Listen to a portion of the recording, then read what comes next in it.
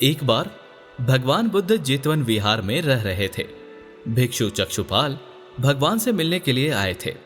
उनके आगमन के साथ उनकी दिनचर्या, व्यवहार और गुणों की चर्चा भी हुई। भिक्षु चक्षुपाल अंधे थे। एक दिन विहार के कुछ भिक्षुओं ने कुछ मरे हुए कीड़ों को चक्षुपाल की कुटी के बाहर पाया और उन्होंने चक्षुपाल की निंदा करनी शुरू कर दी कि उन्होंने इन जीवित प्राणियों की हत्या की। भगवान बुद्ध ने निंदा कर रहे उन भिक्षुओं को बुलाया और पूछा कि क्या तुमने भिक्षु चक्षुपाल को कीड़े मारते हुए देखा है? उन्होंने उत्तर दिया, नहीं।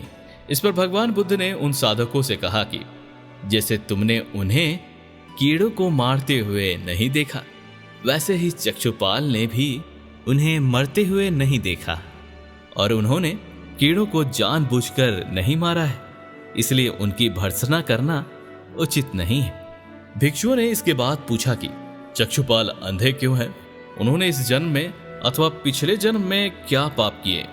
भगवान बुद्ध ने चक्षुपाल के बारे में कहा कि चक्षुपाल अपने एक पूर्व जन्म में एक चिकित्सक के रूप में लोगों का इलाज करता था। उसने तब जानबूझकर एक औरत को अंधा बना दिया था। वह औरत उसके पास अपनी आंखों के इलाज करवाने के लिए आई थी और उसने चिकित्सक को यह वादा किया था कि अगर उसकी आंखें पूरी तरह से ठीक हो गई तो वह अपने बच्चों के साथ जीवन भर उसकी दासी बन के रहेगी।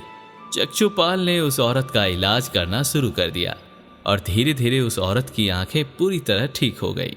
मगर वह औरत डर गई कि अब उसे अपने वादे के अनुसार जीवन भर चिकित्सक का गुलाम बनकर रहना पड़ेगा और इस डर से उसने झूठ कह दिया कि उसकी आंखें ठीक ही नहीं हो रही।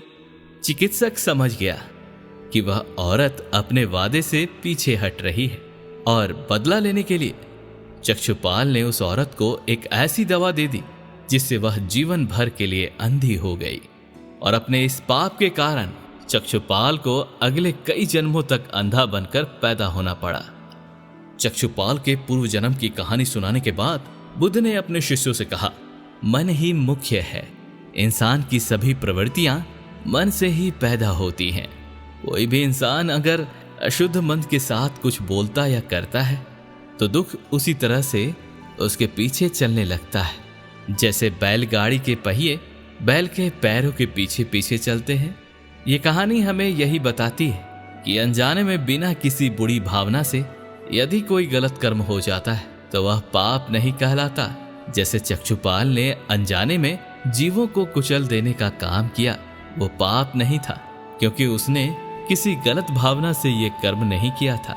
लेकिन अगर किसी बुरी भावना के चलते कोई किसी के साथ कुछ गलत करता है तो उसे उस गलत कर्म का फल लगातार दुख के रूप में भोगना ही पड़ता है।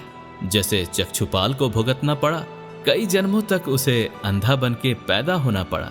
इसलिए तो भगवान बुद्ध कहते हैं, one is not called noble who harms living beings, by not harming living beings one is called Nobel.